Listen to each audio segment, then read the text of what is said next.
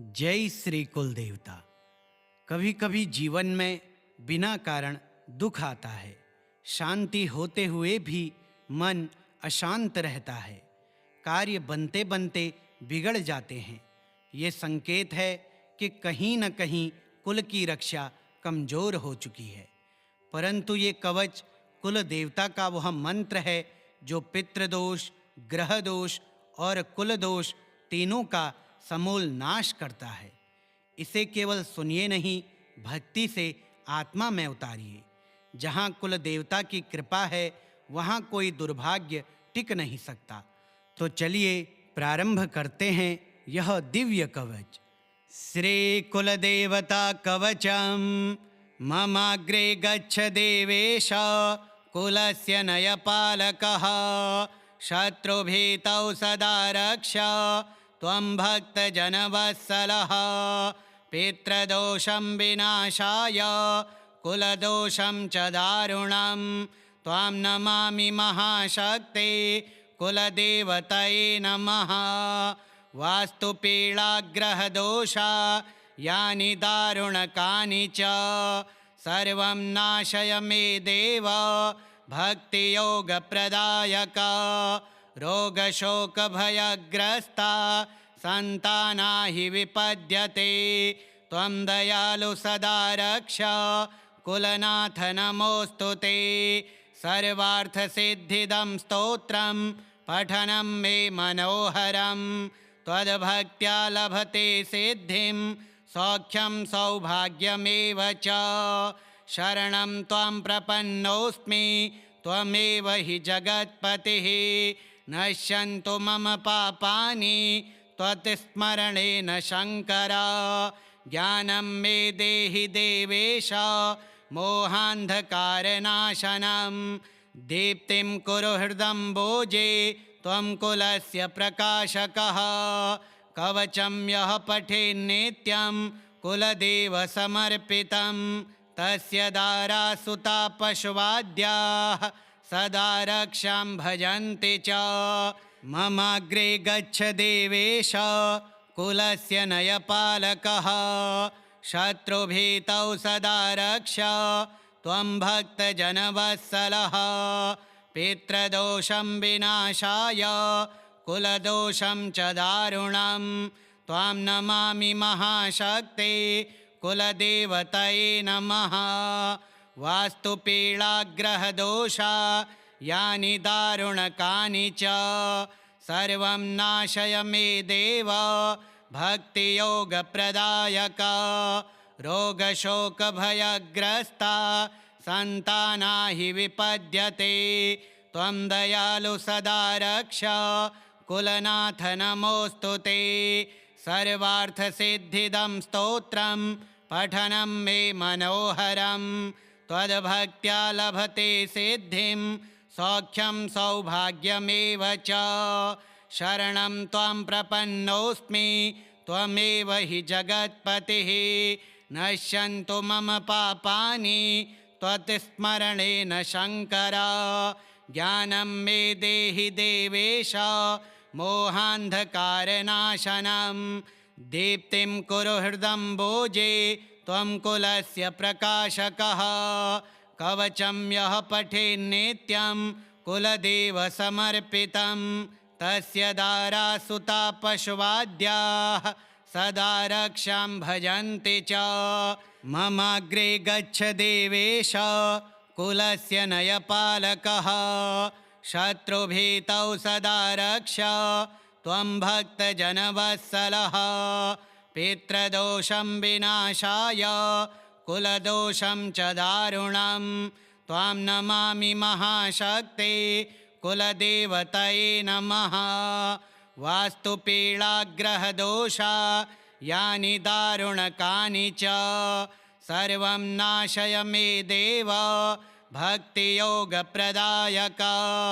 रोगशोकभयग्रस्ता सन्तानाहि विपद्यते त्वं दयालु सदा रक्ष कुलनाथ नमोऽस्तु ते। सर्वार्थसिद्धिदं स्तोत्रं पठनं मे मनोहरं त्वद्भक्त्या लभते सिद्धिं सौख्यं सौभाग्यमेव च। शरणं त्वां प्रपन्नोऽस्मि त्वमेव हि जगत्पतिः। नश्यन्तु मम पापानि त्वत्स्मरणेन शङ्कर। ज्ञानं मे देहि देवेश मोहान्धकारनाशनं। दीप्तिं कुरु हृदम्बोजे त्वं कुलस्य प्रकाशकः। कवचं यः पठेन्नित्यं कुलदेवसमर्पितं तस्य दारासुता पशवाद्याः सदा रक्षां भजन्ति च। ममाग्रे गच्छ देवेश कुलस्य नयपालकः। शत्रुभीतौ सदा रक्ष त्वं भक्तजनवत्सलः। पितृदोषं विनाशाय कुलदोषं च दारुणं। त्वां नमामि महाशक्ते कुलदेवतये नमः। वास्तुपीडाग्रहदोषा यानि दारुणकानि च सर्वं नाशय मे देव भक्तियोगप्रदायक। रोगशोकभयग्रस्ता सन्ताना हि विपद्यते त्वं दयालु सदा रक्ष कुलनाथ नमोऽस्तु ते। सर्वार्थसिद्धिदं स्तोत्रं पठनं मे मनोहरं। त्वद्भक्त्या लभते सिद्धिं सौख्यं सौभाग्यमेव च। शरणं त्वां प्रपन्नोऽस्मि त्वमेव हि जगत्पतिः। नश्यन्तु मम पापानि त्वत्स्मरणेन शङ्कर। ज्ञानं मे देहि देवेश मोहान्धकारनाशनं। दीप्तिं कुरु हृदम्बोजे त्वं कुलस्य प्रकाशकः।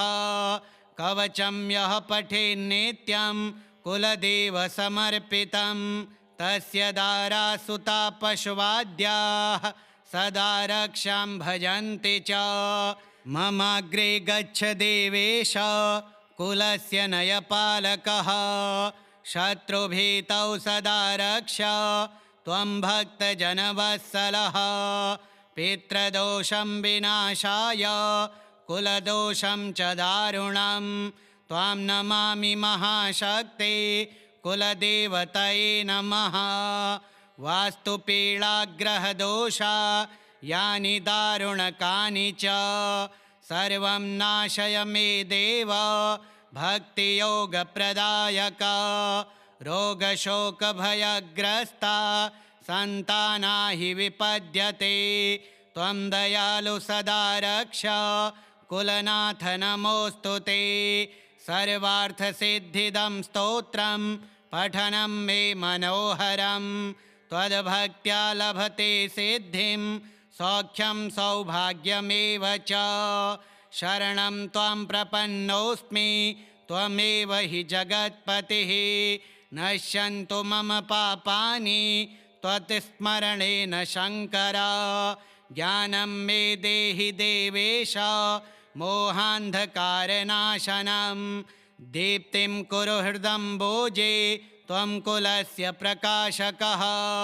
कवचं यः पठेन्नित्यं कुलदेवसमर्पितं तस्य दारासुता पशवाद्याः सदा रक्षां भजन्ति च। ममाग्रे गच्छ देवेश कुलस्य नयपालकः।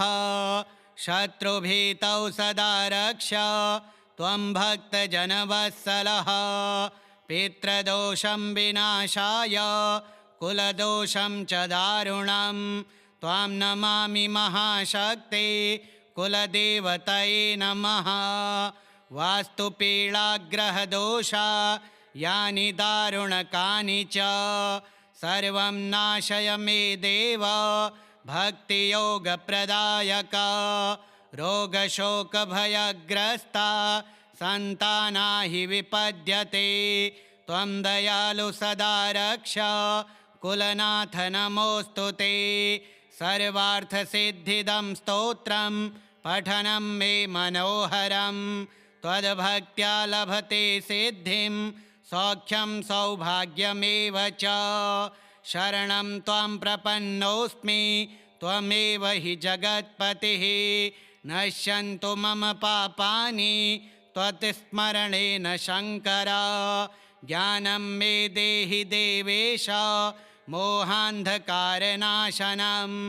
दीप्तिं कुरु हृदम्बोजे त्वं कुलस्य प्रकाशकः। कवचं यः पठेन्नित्यं कुलदेवसमर्पितं तस्य दारासुता पशवाद्याः सदा रक्षां भजन्ति च। ममाग्रे गच्छ देवेश कुलस्य नयपालकः।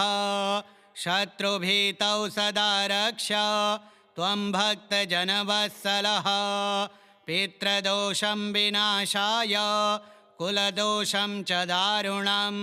त्वां नमामि महाशक्ते कुलदेवतये नमः। वास्तुपीडाग्रहदोषा यानि दारुणकानि च सर्वं नाशय मे देव भक्तियोगप्रदायक। रोगशोकभयग्रस्ता सन्तानाहि विपद्यते त्वं दयालु सदा रक्ष कुलनाथ नमोऽस्तु ते। सर्वार्थसिद्धिदं स्तोत्रं पठनं मे मनोहरं। त्वद्भक्त्या लभते सिद्धिं सौख्यं सौभाग्यमेव च।